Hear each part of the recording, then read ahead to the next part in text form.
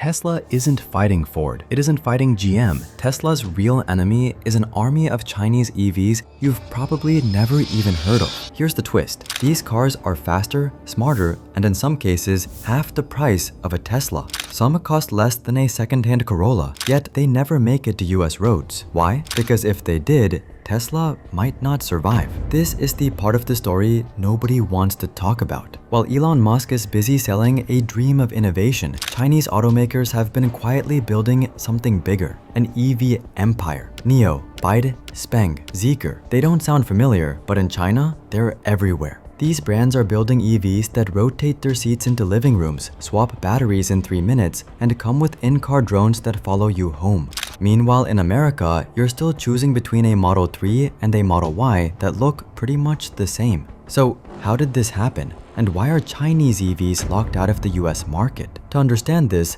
let's rewind. Back in 2008, Tesla was barely alive. Elon Musk was sleeping on friends' couches, begging investors to keep the company afloat. His big promise? A sleek electric sports car called the Roadster. In that same year, across the Pacific, China was playing a very different game. The government decided EVs weren't just cars, they were a national strategy. Billions in subsidies poured into startups, charging networks were built city by city, and perhaps most importantly, China became the battery capital of the world. While Tesla was selling a few thousand cars in California, China was laying the foundation for a future where EVs weren't a niche luxury, they were the default. And here's the uncomfortable truth, it worked. Fast forward to 2023. BYD, a Chinese company, officially sold more EVs than Tesla. Not hybrids, not gas cars, fully electric vehicles. They overtook the so-called EV king. But here's the kicker. You've probably never seen a BYD car in the US because they're not allowed in. And the reason is messy. Politics, tariffs, national security, and of course, Tesla's dominance. Here's the twist most people don't know. Chinese EVs aren't just cheaper. In many ways, they're better. NIO offers battery swapping. You drive in, and in 3 minutes, your empty battery is swapped for a full one, faster than filling up gas. Xpeng's cars come with advanced self-driving features that rival Tesla's autopilot. In some tests, they even outperform it. BYD's Seal and Dolphin models, they're loaded with tech you'd expect in a luxury Mercedes, but cost less than the cheapest Tesla. And yet, in America, Tesla gets all the attention. This is where things get uncomfortable. Tesla's advantage in the US isn't just technology, it's politics. The government has slapped massive tariffs on Chinese EVs, making them nearly impossible to sell here. Lawmakers claim it's about national security and protecting American jobs. But think about it. If security was really the issue, why are Chinese-made iPhones in everyone's pocket? Why are Chinese solar panels powering American homes? The reality is simpler. Tesla lobbies hard, and the US protects its crown jewel of EV innovation. In other words, Tesla's biggest moat isn't batteries or autopilot, it's Washington.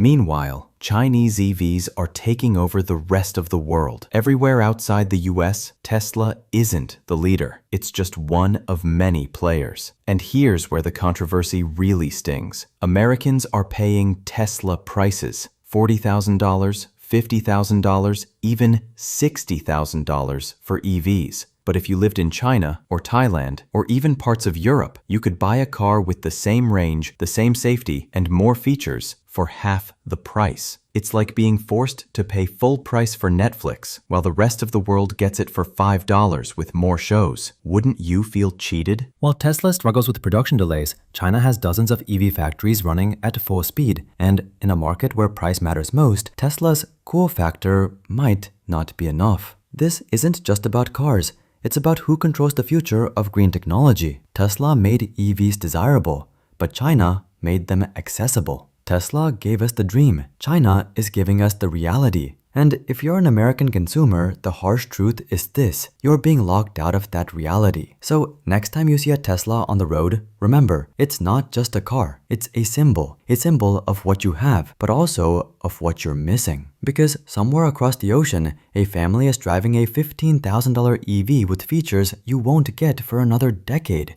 And you can't buy it, not because it doesn't exist, but because someone decided you shouldn't. Tesla's story isn't over, but maybe, just maybe, it isn't the future anymore. The future might already be here. It just doesn't live in America.